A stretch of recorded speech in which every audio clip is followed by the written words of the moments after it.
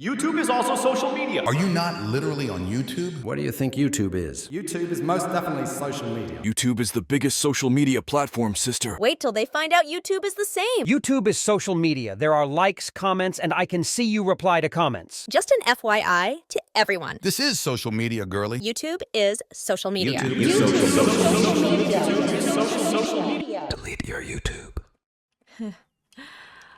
We need to discuss this.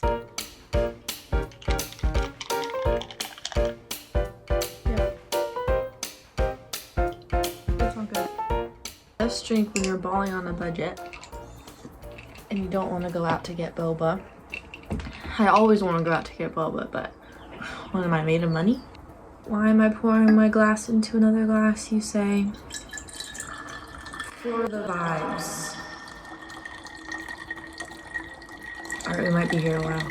Lime LaCroix sparkling water with a dash of cranberry juice. Have a nice day. You know what I'm saying? So, is YouTube social media? Yes. By textbook definition, yes, YouTube is social media, period.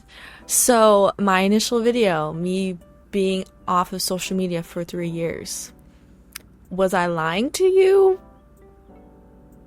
Yes, but no. Well, yes, by textbook definition, YouTube is social media. However, my claim that I have been off of social media for 3 years, as in I did not have a single post on social media for 3 years, is still true. January of 2024 marked my 3rd year off of all social media, and January 2024 is also when I started making videos, and I wanted to share at least that particular experience on YouTube because I knew that a lot of people would resonate with it, or I knew that I wasn't the only one feeling that way. I did get another handful of comments asking me if I would get rid of my phone, or some people expect me to not even have a phone at all, which I thought was interesting. No, I do know having the whole flip phone or a dumb phone kind of thing is also a trend going on right now in a way.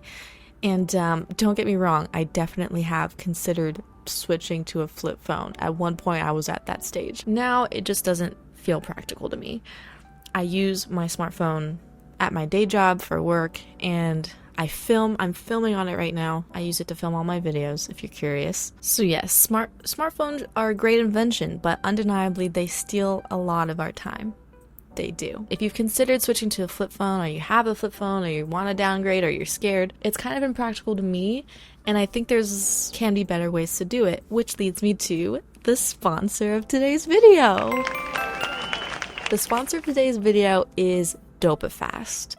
DopaFast is a screen time blocker that helps you block social media and any distractive apps so you can focus and spend time doing the things that you need to get done. If you resonated with my initial social media video at all and you're finding yourself still struggling to restrain yourself or fight that urge to scratch the itch to go back on social media, I think DopaFast could be a really great solution for you so that you don't have to get a flip phone. You can still utilize all the great features that come on your iPhone without sacrificing your time or your willpower, because I know how hard it is to rely on just your willpower to deny things like social media, which we've become so accustomed to all the time. DopaFast can help you get less daily screen time using exclusive technology. DopaFast minimizes distractions on your phone to help you have a healthier lifestyle. Feel free to use my QR code on screen to download the app, and use my link in the description to get yourself a really freaking good deal off the subscription. If you use my link down below, you guys will get a 66% off discount off the subscription fee for DopaFast. So it does have a free trial. Test it out. Let me know what you think. Again, a really great alternative instead of downgrading your phone to just utilize this really cool subscription-based system. Let me know how it is if you try it, and thank you so much to DopaFast for sponsoring today's video. But while I was on this hiatus off of actual social media, I didn't have any traditional social media apps on my phone. I was a semi-frequent lurker on YouTube, right? And that's kind of what I want to talk about, because yes, YouTube is by textbook definition social media. That is true and fact. But I argue that YouTube is It's like I can't even put YouTube in the same sphere as other social medias because it just feels that much different. First and foremost. Secondly, just kidding.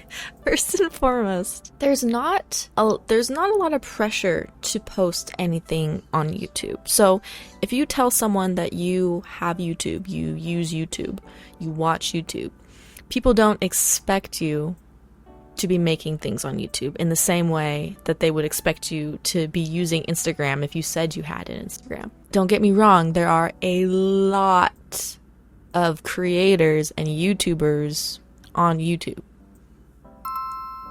However, there are way more watchers of YouTube and consumers of YouTube, which is fine. There's nothing wrong with that. I kind of equate that to the same as cable television because it's a place that's very learning focused and very education focused and also entertainment focused. So people are hitting these marks, and that's not to say that it's a bad thing to be a consumer of YouTube. I have consumed YouTube my entire life. That is my entertainment of choice. So it's not a bad thing. You don't have to feel bad by coming on to YouTube and treating it the same way you would treat television or movies or a podcast. Shout out to all you guys who are listening to this video and they're not even looking at me right now because I do that too. I just will throw it on and go do stuff. Like, that's very common. Shout out to all you guys who are just on here lurking. I am one of you. I hardly ever comment on YouTube videos or things except for now. In the same way you might tune into your favorite channel once a week on cable television, if you still have cable. It's like the same way you would tune into your favorite YouTubers or watch your favorite show that's here on YouTube, whatever. And I know the whole having shorts on YouTube really affected things, but I'm talking outside of shorts. So I mentioned this in my first video, but I actually have a browser extension that blocks shorts from my computer. So it's a lot easier to feel like you're choosing what you're watching when things aren't like immediately shown to you. So I like to keep YouTube off my phone, and I will only go on YouTube when I'm on my computer. You can put it on a TV too, and that way you don't see shorts. You can even block the whole explore page. I have a Chrome extension for that too. So you can only watch who you're subscribed to, and sometimes that's really nice if you ever feel like, whoa, this YouTube thing is getting out of hand, because anything can be an addiction. YouTube, any social media, of course, is no exception.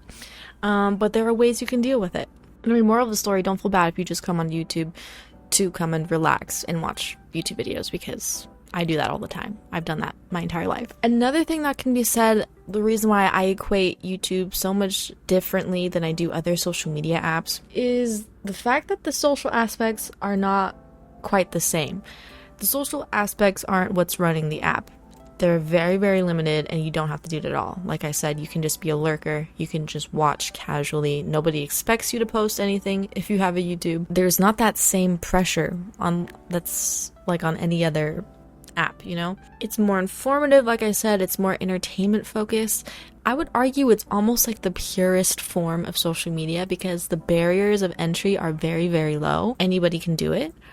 But it takes some effort to really get what you want seen. And also the reason why it's kind of the purest form of social media, because you do have a lot of choice with YouTube. This is outside of shorts. I know shorts just kind of are willy-nilly shown to you. Like, I know on the app, you'll just open the app and it'll, like, shorts will just start playing, and you're like, no, please no. I'm just here to watch an innocent lo-fi video so I can do my homework. YouTube and Reddit. I feel like YouTube and Reddit are far different from regular social media because they almost encourage longer form discourse. I know that doesn't always happen. Sometimes things are still going to be taken out of context and people aren't going to be thinking deeply about things, but by and large, places like YouTube and Reddit allows you to have long discussions, long videos, long posts that people can really interact with, that you don't really get on things like Twitter or Instagram and things of that nature. So that's why I made that video. Alright, because also no one would have clicked on a video that said, I deleted social media for 3 years, but not really unless you count YouTube, but I didn't really post on YouTube, so yeah. Would you have clicked on that video? I wouldn't have. There were a lot of really cool, interesting comments. on that initial video, and I'm going to respond to them, and we're going to discuss them, because it has more to do with your thoughts, how people use it, what's normal, what's not. So let's look at some comments. Someone wrote a comment pointing out my little disclaimer that I put in the beginning of that social media video. And I did have a little bit of a disclaimer before the video, before I really got into talking about my experience on social media. And it was kind of along the lines of, hey, I don't use social media. If you don't use social media, that's cool, but also if you do use social media, I'm not better than you. This is just my experience. It works for me. I think most people can benefit from this, but like, you need to come to your own conclusion kind of thing. To me, that was just a nice way of like really encouraging people to come to their own conclusions. Look, there's a time and place for tough love, all right? But as all these angry comments prove, when it comes to many topics, but particularly the topic of social media, people get really testy about it. Understandably so, because social media is normal. Having social media, using social media is normal. The majority of people have and utilize social media. So going on here and being one of those people who are like, you need to get off social media right now. You're frying your brain. You're killing yourself. Blah. I don't receive well people who talk to me like that. Maybe some people do. But I don't like being Miss Tough Love, okay? I like the warmest, coziest, softest love. So, you know, it is abnormal. It's abnormal to not have social media. And I didn't want people to feel wrong for using social media. That's not what I'm trying to say at all. Because, like I said, I feel very indifferent to social media now. I see how it's good, I see how it's bad, and having social media is normal. I mean normal as in like social norms. Is it normal in like the human biology, grandiose human nature kind of way? Probably not. It's probably not normal for humans to like be looking at screens all day and recording other humans and like posting other humans for other humans to see behind their screen, and it kind of lets them gain social status between other humans depending on how cool you use your screen. Yeah, that's probably not normal, but moral of the story, oh my gosh, is that I think the best conclusions that people can come to are conclusions that they come to on their own. So yeah, someone basically commented that my disclaimer was stupid and all these young kids are a bunch of snowflakes and you need to be unapologetic for what it is that you say on the internet, Lil Missy. That's the impression I got from that comment. Alright, let's look at another comment. Also, another thing is being aware of events of interest. I have found a lot of great events through social media that I wouldn't otherwise have stumbled upon. How do you stay off it when you can reap the real life benefits of social media by having access to these events? So that is another valid point, and the reason why I'm not saying you need to delete social media. Yes, I too have found great events off of social media. It's undeniable like how much I am missing out on in that way without having social media. Yes, I do kind of live under a rock now. It is true. Do you think that YouTube is social media? I deleted Instagram, Snapchat, and TikTok, but I find myself binging YouTube videos. I'm just so genuinely bored without a form of entertainment. Yeah, this is relatable. It is hard to get rid of that normality of like constantly being entertained because it is so easy and possible to be entertained all the time these days.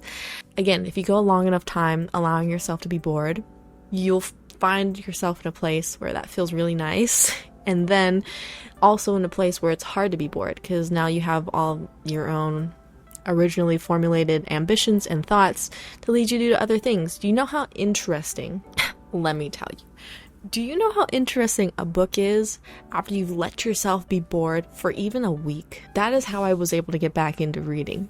If you just let yourself be so bored, suddenly words on a page are like so, it's like life-giving.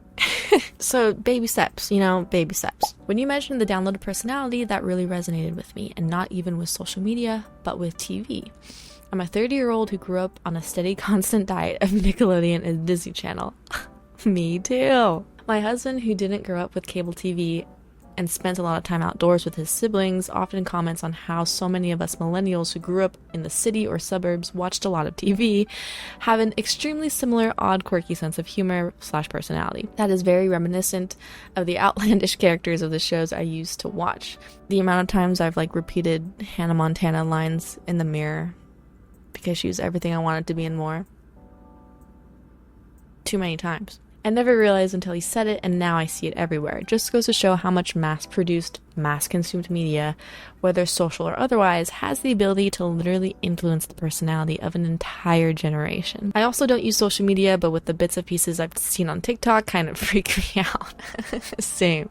I notice the Gen Zs I work with using the same body language, hand motions, and even speech cadence as social media influencers. It's crazy. You need to be careful with what we consume. This is a very interesting comment because yes, social media exacerbates what television has been doing for decades, which is connecting people and creating a culture of what's cool and not cool. And if you haven't seen that video, I basically made a claim that social media makes one giant culture of things, so people tend to have similar verbiage, language, mannerisms, and to me, it feels like a download personality. And when you remove yourself from that, you realize how similar people act because of social media and how outcast that kind of can make you feel sometimes. And I feel like that's just normal. That's another kind of great thing about YouTube is because there's so many niches.